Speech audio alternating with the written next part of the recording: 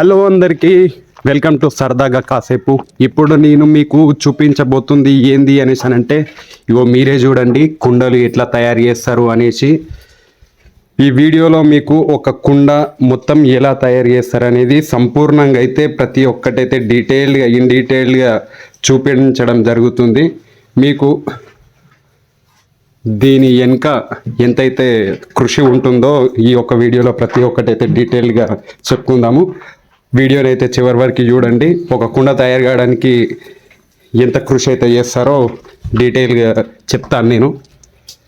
అయితే ఇప్పుడు ఈ చక్రం తిరుగుతుంది కదా, దీనికంటే ముందు అయితే చాలా ఉంటుంది. ఈ మట్టి దొక్కడము, దీన్ని సారీ అంటారు. సారీ అంటారు కాబట్టి సారీ కాదు, సారీ అంటారు. కుమ్మరి సారీ అంటారు. ఈ చక్రం మీద ఇప్పుడు మన్ను కనిపిస్తుంది కదా, ఆ మన్ను అయితే డైరెక్ట్గా అట్లా ఉండదండి. దీన్ని ఫస్ట్ పెద్ద గడ్డలు ఉంటుంది.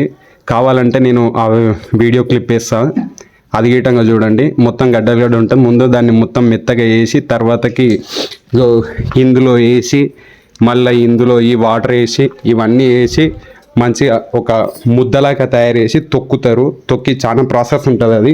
అది గీటంగా చేసి ఒక చిన్నపాటి వీడియో అయితే అవుతుంది. ఇగో ఇట్లా ఈ పొడి మన్ను తీసుకొని తర్వాతకి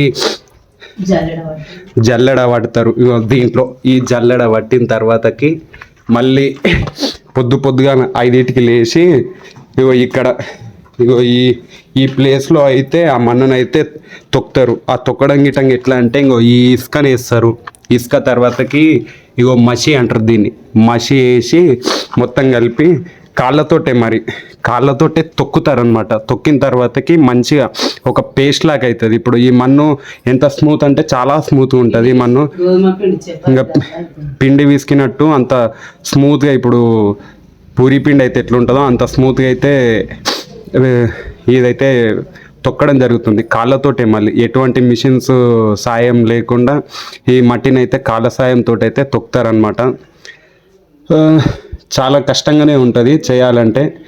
కాకపోతే ఇప్పుడు వెనకటి నుంచి వస్తున్న ఆచారం కాబట్టి మేమైతే ఈ యొక్క కుండలు తయారు చేయడం అయితే కొనసాగిస్తున్నాము.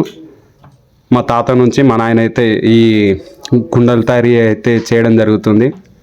ఇంకో ఇప్పుడు దీన్ని అయితే కుండ అంటారు. దీన్ని పట్వా, యాక్చువల్గా చెప్పాలంటే ఇంకొంచెం పచ్చడ పట్వా అంటారు. ఎందుకంటే ఇప్పుడు ఉగాది వస్తుంది కాబట్టి ఉగాది కోసం అయితే ఈ యొక్క కుండలు అయితే తయారు చేయడం జరుగుతుంది. దీన్ని పచ్చడి పట్వా అంటారు.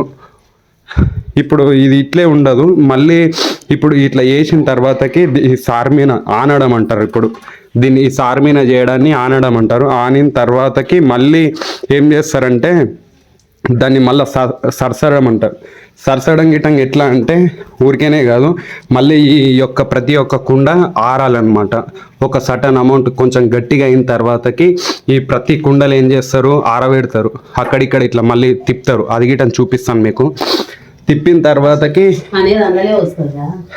ఇగో ఇవి సల్పాలు అంటారు. ఇగో ఇదేమో రాయి. దీన్ని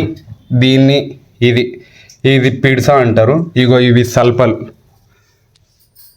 ఇగో ఈ సల్పలతోటి ఒక్కొక్క కుండను బట్టి ఒక్కొక్క సల్పనైతే ఉపయోగించి కుండలైతే చేయడం జరుగుతుందన్నమాట. ఇవి ఒక్కొక్క దాన్ని బట్టి ఒక్కొక్కటి ఉపయోగిస్తారనమాట. ఇవైతే చాలా ఉన్నాయి మా దగ్గర. సో ఇవి కాల్చిన కుండలు అనమాట. ఇవన్నీ ప్రాసెసింగ్ ఇట్లా అయిపోతాయి కదా. అయిపోయిన తర్వాతకి ఆమ్లో వేసి కాల్చి తర్వాతకి ఇట్లుంటాయి అన్నమాట. ఇగో ఇవి ఇంతకు ముందుకు ఆల్రెడీ చేసినవి. ఇగో ఇది ఊదు కోసం వాడతారు. ఇది అట్లా దీన్నేమో పెళ్ళిళ్ళలో వాడతారు. జ్ఞాపకం వచ్చిందా, పెళ్ళిళ్ళలో వాడతారు చూసినావా అది. ఇంకో ఇవి ఎల్లమ్మ గురుగులు అంటారు. ఇట్లా ప్రతి ఒక్కటి ఇప్పుడు మీకు ఇప్పుడు సమ్మర్ కాబట్టి ప్రతి ఒక్కటి చేయడం జరుగుతుంది. కూజలు, ఇంకేమంటారు, కూజలు, జామ్లు అయితే ప్రతి ఒక్కటి చేస్తారు. ఇప్పుడు ప్రత్యేకంగా ఈ కుండలు చేయడం ఏంటంటే ఉగాది వస్తుంది కాబట్టి ఉగాది కోసం అయితే చేయడం జరుగుతుంది.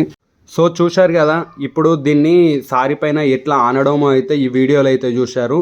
నెక్స్ట్ వీడియోలో అయితే ఈ యొక్క కుండలని ఎట్లయితే సరుస్తారో నెక్స్ట్ వీడియోలో అయితే చూపించడం జరుగుతుంది. అప్పటి వరకు అయితే స్టే ట్యూన్ టు సరదాగా కాసేపు.